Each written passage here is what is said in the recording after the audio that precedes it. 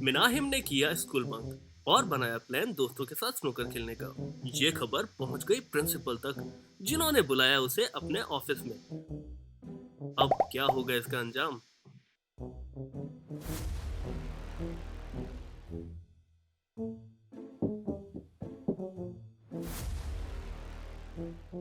Ma'am मैं कम इन। जी आइए बैठिए। Thank you ma'am. बेटा आज तो तू गया, पक्का एक्सपेल करेंगी मैडम। तेरा ही सस्पेंशन लेटर लिख रही हैं। खुदाया बस आज किसी तरह बचा ले, प्रॉमिस संडे को चल जाऊंगा। जी बना, यस मैम। आप जानते तो होंगे कि आपको यहाँ पर क्यों बुलाया गया है। मैं आपसे बात कर रही हूँ मनाहिम। Yes ma'am. मुझे बताएं कल कहाँ थे और क्या कर रहे थे। मैम कल तो मैं घर पर था, मेरी तबीयत खराब थी। ओह आई सी। इसका मतलब झूठ आप नहीं आपकी मम्मी बोल रही हैं, क्योंकि उन्होंने तो मुझे बताया था कि आप घर से निकले थे रेडी होकर स्कूल के लिए। यस मैम, मैं घर से निकला था स्कूल के लिए, लेकिन वो मेरी रास्ते में तबीयत खराब हो गई थी ना, तो फिर मैं रास्ते से वापस घर पर चला गया। अच्छा, अगर ऐसी बात है तो फिर मैं अभी कॉल करती हूँ। अरे नहीं मैम, उसकी क्या जरूरत है। Then tell me the truth Manahim, मुझे बिल्कुल सच सच बताना कल कहाँ थे। I am sorry ma'am. जब कल मैं राहुल के साथ आ रहा था स्कूल के लिए, तो उसने मुझे कहा कि हम स्कूल नहीं जाते, आगे चले जाते कहीं पे घूमने। सच्ची में मैम, मैं अपने खुद से नहीं गया मैम, उसकी वजह से मुझे स्कूल बंक करना पड़ा। आई am really very sorry ma'am. अच्छा, तो अब सारी गलती राहुल की हो गई है। इसका मतलब आपका तो कोई कसूर नहीं है इसमें। राहुल अगर आपको खाई में कूदने के लिए कहेगा तो आप कूद जाएंगे। No ma'am. राहुल की इन्हीं हरकतों की वजह से हमने पहले भी राहुल को एक्सपेल किया था स्कूल से। आप चाहते हैं आपके साथ भी ऐसा ही हो? आइंदा ऐसा कभी नहीं होगा मैम। ऐसा तो तब होगा ना मिनाहिम, अगर आप इस स्कूल में रहेंगे। प्लीज मैम, एक चांस दे दे मैम। अब वाकई दोबारा ऐसा कभी नहीं होगा ma'am. I am really very sorry. Minahim, आप ये बात बहुत अच्छे से जानते हैं कि हमारे स्कूल के कायदे और कानून सबके लिए एक बराबर हैं। मिनाहिम मेरी तरफ देखिए। Yes ma'am. Minahim, you are a bright student. अपने इस जहन को और इस टैलेंट को इस तरह से जाया ना करें। I am letting you go of with a warning this time. लेकिन एक बात याद रखनी है कि ये आपका पहला और आखिरी मौका है। Minahim, yes ma'am. Have I made myself clear Minahim? Yes yes ma'am. मेरी बात समझ में आ रही है आपको? Yes ma'am, thank you ma'am. अब दोबारा ऐसा कभी नहीं होगा मैम। ठीक है मिनाहिम, आप जा सकते हैं। You can go now. Yes thank you ma'am. खुदा मेहरबान, तुम मिनाहिम पहलवान।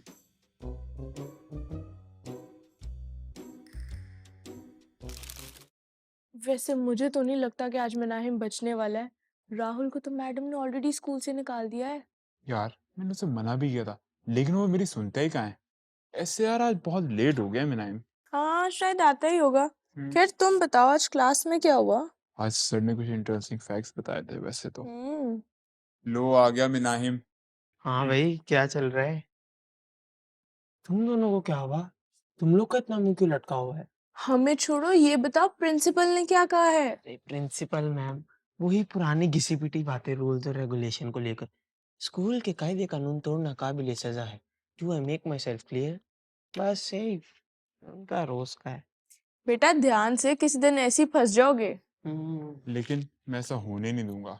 अच्छा गाइस, तुम्हें पता है सबसे पुराने सेट ऑफ लॉस कब लिखे गए थे? आइडिया तो नहीं है। वो लिखे गए थे 1792 बीसी के अंदर, नोन एज कोड ऑफ हुमारवी। जो बेबीलोन का बादशाह था। 1792 बीसी। ये तो कुछ तकरीबन 3815 साल पुरानी बात है। ये तो बहुत लंबा अरसा है। लेकिन आई एम श्योर कानून तो इससे भी पहले का है। रिमेम्बर, जब खुदा ने दुनिया बनाई थी, तब खुदा ने आदम और हवा को कुछ लॉज दिए थे फॉलो करने के लिए। और उनको ना फॉलो करने की वजह से खुदा ने उन्हें भाग्यदन से निकाल दिया था। इसीलिए you need to understand its importance. ये लॉज तुम जैसे लोगों के नहीं है। ये लॉज सही और गलत में फर्क बताते हैं। बिल्कुल ठीक कहा। मनाहिम, लॉज इसीलिए बनाए जाते हैं ताकि हम इन्हें फॉलो करके अच्छी जिंदगी गुजार सके। जैसे ट्रैफिक रूल्स फॉलो करने से हम एक्सीडेंट से बच सकते हैं। बिल्कुल। और ऐसी कुछ और लॉज भी होते हैं जो हम डेली लाइफ में फॉलो करते हैं। लेकिन क्या तुम्हें याद है the famous 10 commandments of Bible? वो लॉज जो खुदा ने हमें दिए थे, जिन्हें फॉलो करने से हम अच्छी जिंदगी गुजार सकते हैं। और बुरे कामों से दूर रहें। बेसिकली ना, ये रूल्स लोगों की गाइडेंस के लिए बनाए गए थे। हाँ मनाहिम, बिल्कुल ऐसा ही है। लेकिन इन रूल्स को तोड़ने के कुछ कॉन्सिक्वेंसेस भी है। हम्म, आज तो ये बच गया है, दोबारा फंस नहीं जाना। हाँ, आपसे नो मोर स्कूल बंकिंग। देखते हैं। हम भी देखते हैं। वैसे रुको, मेरे पास एक आइडिया है, मैं अभी आई। अब इसको क्या याद आ गया है? और आप बताओ। Hello Arun sir. Oh hi Michael. Sir क्या आप मेरी एक हेल्प कर सकते हैं? हाँ हाँ, बताएं। एक्चुअली मैं और मेरे फ्रेंड्स रूल्स और लॉस के बारे में कुछ सीखना चाहते हैं। ओ, तो क्या आपके पास कोई ऐसी बुक है? रूल्स और लॉ। हाँ हाँ, बिल्कुल है ना। अच्छा, मेरे पास एक बुक है जो 66 किताबें मिलकर एक बुक बनती है, हम्म। जिसको द होली बाइबल कहते हैं। और ओह, उसके अंदर पता है क्या, हम फ्यूचर, हिस्ट्री और लॉ के बारे में सीखते हैं। लेकिन ये तो बहुत सारी बुक्स है ना। मुझे और मेरे फ्रेंड्स को तो सिर्फ रूल्स और लॉस के बारे में सीखना है। मीकल, बाइबल को बहुत लोगों ने जो है फर्क फर्क हालात में फर्क फर्क जगहों पर लिखा, और इसके अंदर जो पहली 5 किताबें हैं उसके अंदर हमें रूल्स और लॉ के बारे में सीखने को मिलता है। हम भी अपने एक दोस्त को रूल्स और लॉस के बारे में समझाना चाहते हैं। हम्म। इसीलिए मुझे लग रहा है कि आपको ये बुक्स मुझे दे देनी चाहिए। हाँ बिल्कुल, क्यों नहीं। तो ये लो, तो ये ये तो पहली 5 हैवी लग रही किताबें जो है। है ये लॉ की है, ठीक है। Thank you sir. अच्छा मीकल, एक बात याद रखना कि इसको हमें एहतराम से पढ़ना है, ठीक है, और किसी चीज की अगर समझ ना लगे तो मुझसे पूछ लेना। Okay sir. Okay. Healthy feel तो करते हैं भाई हम। सुनो, इन बुक्स में मिलेंगे हमारे सब सवालों के जवाब हम्म। कि लॉस कब आए, क्यों आए और इन्हें फॉलो करना क्यों जरूरी है। ओ। और ये बुक्स हैं पैदाइश, खुरूज, एहबार, गिनती और इस्तिश्ना। So guys, I love this book. तो इसी से स्टार्ट करते हैं। जेनेसिस से शुरू होता है खुदा, इंसान और दुनिया की कहानी। किस तरह खुदा ने सब चीजें बनाई थी, सूरज, चांद, सितारे। सबसे पहले खुदा ने बनाए दुनिया, फिर बनाया खुदा ने इंसान को, वो भी अपनी छवि पर। फिर खुदा ने इंसान को सब चीजों पर अथॉरिटी दी थी। हाँ मनाहिम, खुदा ने आदम और हवा को सही और गलत के बीच में फर्क करने का इख्तियार दिया था, लेकिन वो दोनों शैतान के बहकावे में आ गए थे और पहला ही रूल तोड़ दिया। आदम और हवा से इंसान की नस्ल तो बढ़ी, लेकिन साथ ही साथ गुनाह बढ़ता गया। बिल्कुल ठीक कहा, ये थी बुक ऑफ जेनेसिस। लेकिन मनाहिम के तुम मुझे वो बुक दे सकते हो? खरूज की किताब। पैदाइश के बाद आती है एक्सोडस, यानी कि खरूज। खरूज के मायने है रवानगी। इस बुक में हम मूसा और बनी इसराइल की कहानी सुनते हैं कि कैसे खुदा ने अपने लोगों को मिस्र की गुलामी से निकाला था और मूसा की रहनुमाई में वादा की सरजमीन तक का सफर तय कराया था। लेकिन तुम लोग को मजे की बात पता है क्या है? इसराइली लोग अभी भी खुश नहीं थे। वो हमेशा खुदा से शिकायत करते और बुड़बुड़ाते रहते थे। फिर खुदा ने अपने लोगों से एक अहद बांधा था, वही वादा जो उसने अब्राहम के साथ किया था। ओह आई रिमेम्बर, खुदा ने इब्राहिम से वादा किया था कि वो उसे और उसकी नस्लों को आसमान के सितारों की मानित बरकत देगा। बिल्कुल ठीक कहा मनाहिम, लेकिन इस पर खुदा की भी एक शर्त थी, और वो ये थी कि इसराइलियों को वो सारी बरकतें सिर्फ तब मिलेंगी जब वो खुदा के दिए हुए लॉज और टीचिंग्स को फॉलो करेंगे। हम्म तभी खुदा उनकी नुमाइंदगी करेगा और वो जरिया बनेंगे जिससे दूसरी कौमें भी खुदा को जान सकेंगी। और पता है क्या, इसराइली लोगों ने भी खुदा के वादे को कबूल किया था ओह। और तब आए थे द फेमस 10 कमांडमेंट्स। हम्म ये रूल्स बेसिकली खुदा और इंसान के बीच एक एग्रीमेंट थे, ताकि खुदा और इंसानों का ताल्लुक बहाल रहे। लेकिन इस इसराइली लोग ये फॉलो ना कर पाए और वो गुनाहों में पड़ गए। बुत परस्ती, बुरे कामों में, दूसरे खुदाओं को मानना।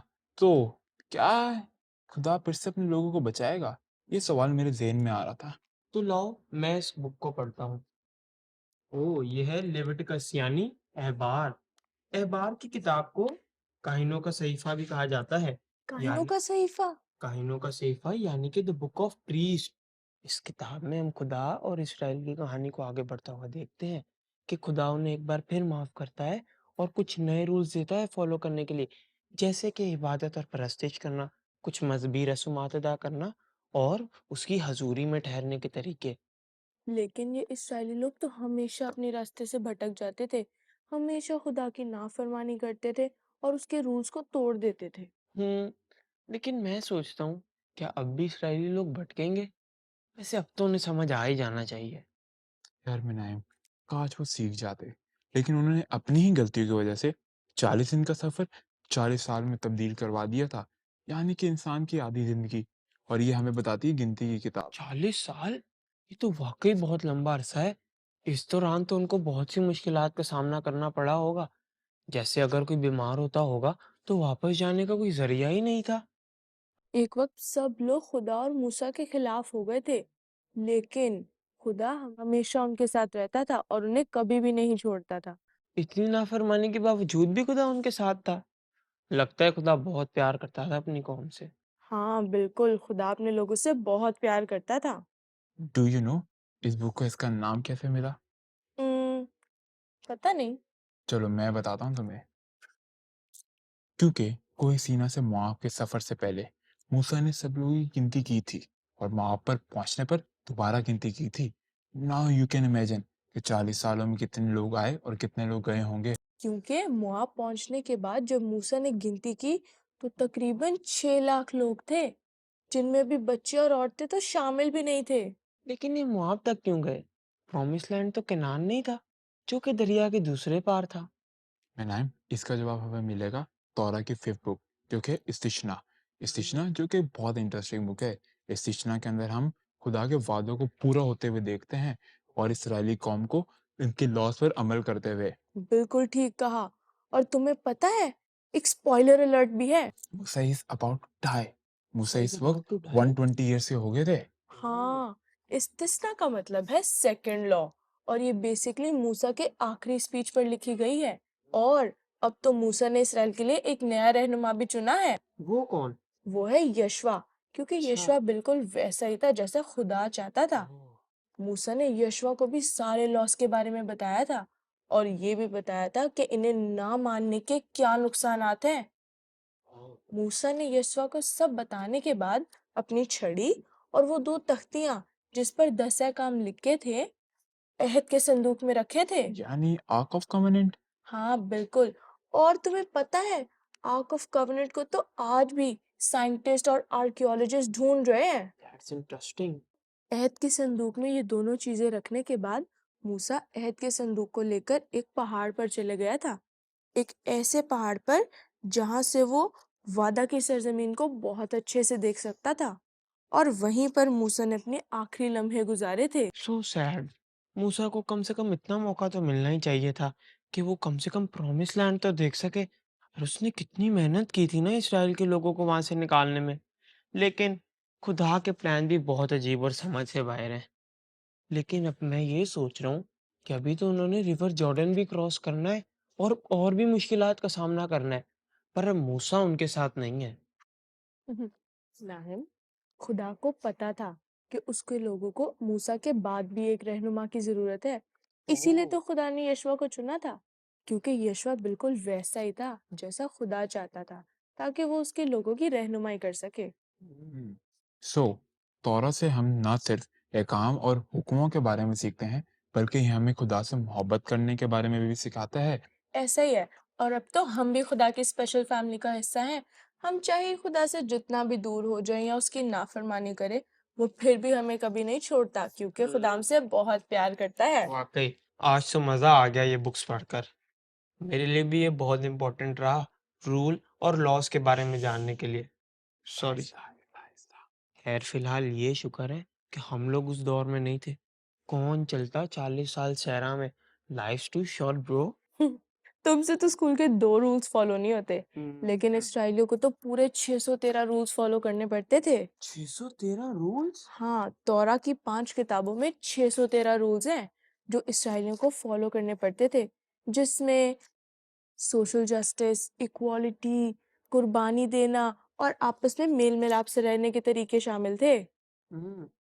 लेकिन बहुत से लोग समझते हैं कि तौरा सिर्फ एक रूल बुक है, लेकिन ऐसा बिल्कुल नहीं है। तौरा में हम खुदा की और उसके लोगों की कहानी भी देखते हैं, प्यार की और नाफरमानी की। बिल्कुल ठीक कहा। लेकिन इसराइल का तो ये पैटर्न ही बन गया था। वो हमेशा अपने रास्ते से भटक जाते थे, फिर खुदा से माफी मांगते थे, और खुदा उन्हें हमेशा की तरह माफ कर देता था। हाँ खैर, तौरा के कंक्लूजन में मूसा बहुत मायूस हो गया था और मायूसी में आके उसने सब लोगों से कहा था कि मैं जानता हूँ कि तुम खुदा के लॉस नहीं मान सकते क्योंकि तुम्हारे दिल पत्थर के हैं और तुम्हें अपने दिल बदलने की जरूरत है। मेरे ख्याल से मूसा तो बिल्कुल ठीक कह रहे थे, क्योंकि ये इसराइली तो हमेशा ही अपने रास्ते से भटक जाते थे। और तुम लोग को पता है, वादा की सरजमीन पर पहुंचने के बाद भी इसराइली लोग फिर से खुदा के रूल्स तोड़ने लगे थे। खैर, तौरा से तो हमने बहुत कुछ सीखा। बिल्कुल अब मैं सर अरुण को उनकी बुक्स ले आती हूँ। बिल्कुल।